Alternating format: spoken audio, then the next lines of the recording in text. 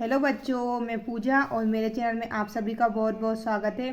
तो बच्चों, आज हम एमपी बोर्ड क्लास 5 का लेसन इंग्लिश बुक है, इसका लेसन 9 है, इन the service of the nation. इसके क्वेश्चन आंसर हम इस वीडियो में सॉल्व करेंगे। तो चलिए बच्चों, वीडियो शुरू करते हैं। तो चलिए बच्चों, हम एक्सरसाइज पर आते हैं। Read and learn. देखिए बच्चों, ये लिखा है सिंप्लिसिटी। सिंप्लिसिटी यानी होता है बच्चों सादगी। स्ट्रगल, स्ट्रगल यानी होता है कड़ा प्रयास करना। इसको हम संघर्ष भी बोल सकते हैं। ठीक है बच्चों। टेम्परेचर, टेम्परेचर यानी तापमान। ठीक है।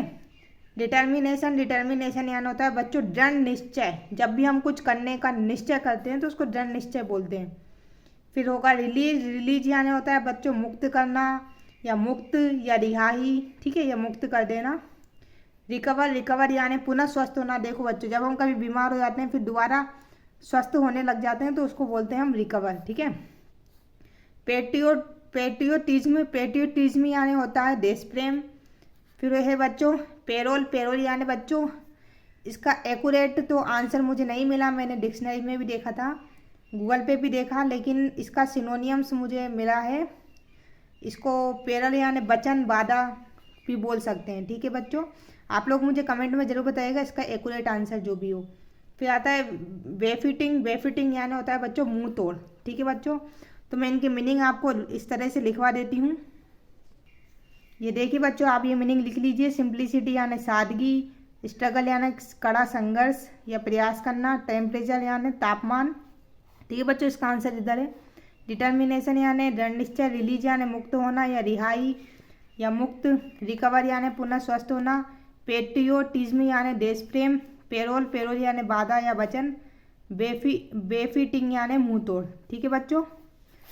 चलिए बच्चों, अब हम नेक्स्ट पर आते हैं। Word power. ए है match the following word with their meaning. यहाँ पे ये वर्ड दिए गए हैं, इसके यहाँ पे मीनिंग दिए गए हैं। ठीक है, मीनिंग यानी अर्थ। अब वैसे तो हम हिंदी में अर्थ करते हैं, लेकिन इनके अर्थ यहाँ पे इंग्लिश में दिए गए हैं। तो पहला दिया है देखो बच्चों स्ट्रगल। स्ट्रगल का मतलब हमें पता है प्रयास करना या संघर्ष करना। तो ये बच्चों जाएगा टू ट्राई। ट्राई यानी कोशिश। ठीक है। वेरी हार्ड, बहुत कठिन। टू डू समथिंग मतलब बहुत कठिन कुछ करने का प्रयास करना, है ना, कोशिश करना। तो वो क्या हो जाएगा, कड़ा प्रयास करना, ये इसका अर्थ हो जाएगा। वरीड, वरीड यानी आपने देखा हो बच्चों टेंशन होता है, चिंता। तो चिंता में हम लोग ज़्यादा सोचते हैं, सोचा विचार ज़्यादा करते हैं जो लोग चिंता करते हैं। तो keep thinking about unpleasant thinking यानी कि हमेशा सोचते रहना। ठीक है, उस तरह की। अनप्लीजेंट यानी कि होता है बच्चों, तो अबाउट यानी बारे में, अनप्लीजेंट यानी देखो बच्चों प्लीजेंट यानी होता है, प्लेजेंट यानी होता है प्रिय। ठीक है, किसी चीज़ में रुचि हो, लेकिन बिना बिना फालतू की बातें सोचते रहना, अरुचिकर अप्रिय बातें सोचते रहना। ठीक है, तो हमें टेंशन होती है। फिर आता है बच्चों refuse. Refuse to say that you will not do something.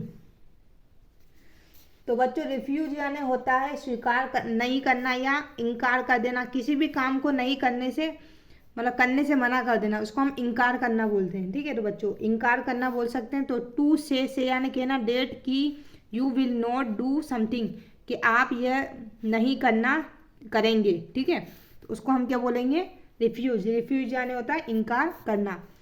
In the service of. ठीक है, टू इसका ये हो जाएगा बच्चों to be completely available for something, यानी कि आप किसी भी काम को करने के लिए योग्य हैं पूरी तरह से। ठीक है, तो सर्विस। इंस्टीट्यूट, तो बच्चों इसको हम बोलेंगे इंसिस्ट। इंसिस्ट, इंसिस्ट यानी होता है बच्चों किसी बात के लिए हट करना। ठीक है, जिद्द करना, यानी कि मुझे ये चाहिए तो चाहिए। तो इसका हो जाएगा बच्चों टू डिमांड। डिमांड यानी मांगना। डेट समथिंग मस्ट हैपन, यानी कि मुझे जो कुछ भी चीज़ चाहिए उसके लिए वो डिमांड करना। तो क्या हो जाएगा, इंसिस्ट। इस तरह से आप इसके मीनिंग कर सकते हैं। ठीक है बच्चों, अब हम क्वेश्चन नंबर बी पर आते हैं। Fill in the blank with the words given. ये वर्ड्स दिए गए हैं, ये इनके हमको इसमें फिल करना है। तो क्या दिया है देखो बच्चों, फोरहेड। ठीक है, फोरहेड यानी सामने का जो माथा होता है हमारा। अवार्डेड यानी पुरस्कार। जेल, जेल तो आप जानते हैं, जेल यानी जेल। टीयर, टीयर यानी आंसू। इंडिया यानी भारत।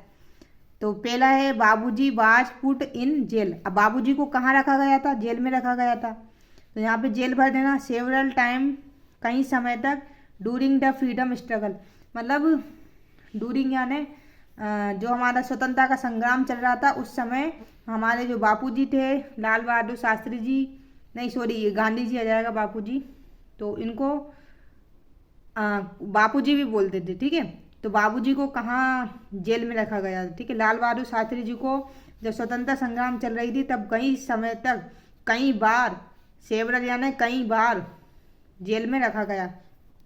ही किस्ड हिज सन, यानी कि उन्होंने अपने बच्चे के किस किया, कहाँ पे किया? सन, सन यानी बेटे के कहाँ पे किस किया? फोरहेड यानी माथे पर उन्होंने अपने बच्चे के किस किया।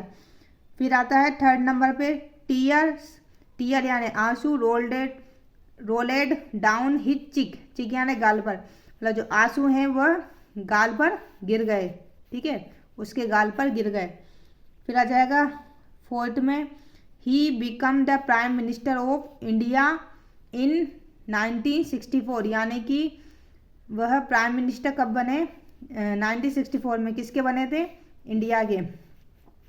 फिफ्थ नंबर पे आ जाएगा ही वाज अवार्डेड, उनको कौन सा रत्न मिला? मतलब अवार्डेड यानी वही कुछ अवार्ड मिलना, एक तरह से पुरस्कार मिलना, भारत रत्न इन 1966 में। तो इस तरह से आप बच्चों ये फिल कर लीजिएगा। बच्चों ये इसके क्वेश्चन आंसर दिए गए हैं जो कि मैं आपको नेक्स्ट वीडियो में बताऊंगी, क्योंकि नहीं तो वीडियो बहुत ज़्यादा लंबी हो जाएगी मेरी। तो हम थोड़ी ग्रामर समझ लेते हैं इधर, फिर इसके बाद में इसके क्वेश्चन आंसर नेक्स्ट वीडियो में अपलोड कर दूंगी।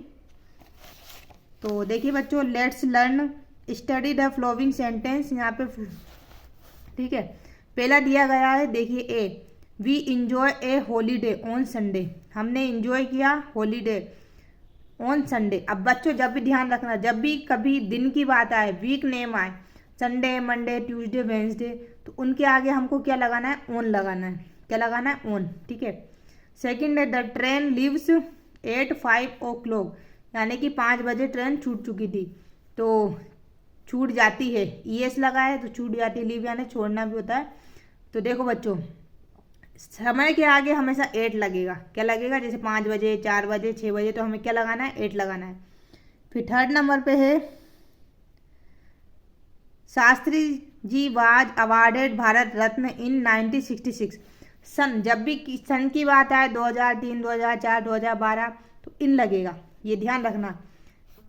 वीक नेम के आगे ऑन लगेगा, समय के आगे 8 लगेगा, और जब भी किसी सन की बात आए तो इन लगेगा। चलिए बच्चों, now study the sentence given below, ठीक है। बी नंबर पे there is a duster on the table. अब देखो बच्चों, जब भी कभी कोई चीज़ किसी के ऊपर रखी हो, जैसे कि डस्टर जो है वह कहाँ पे रखा है? एक डस्टर टेबल पर रखा है, ठीक है, ऊपर की बात हो रही है तो हम ऑन लगाएंगे। किसी दिन की बात हो रही है तो हम ऑन लगाएंगे, ऑन यानी ऊपर भी होता है वैसे, ठीक है। सेकंड नंबर पे है मोहन लिव्स एट पचमढ़ी इन होशंगाबाद, यानी कि मोहन पचमढ़ी में रहता है, होशंगाबाद में, ठीक है। तो जब भी किसी शहर की बात आए तो हमें 8 लगाना है।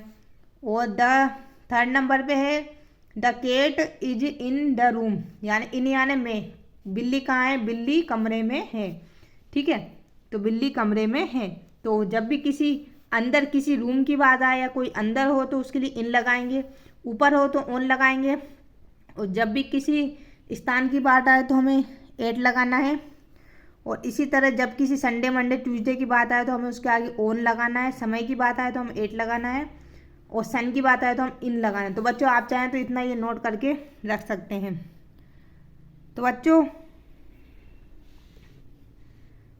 अब आते हैं, वीडियो थोड़ी लॉन्ग हो जाएगी तो यह वीडियो मैं यहीं समाप्त कर दूँ, ठीक है बच्चों। मिलते हैं अगली वीडियो में, तब तक के लिए धन्यवाद।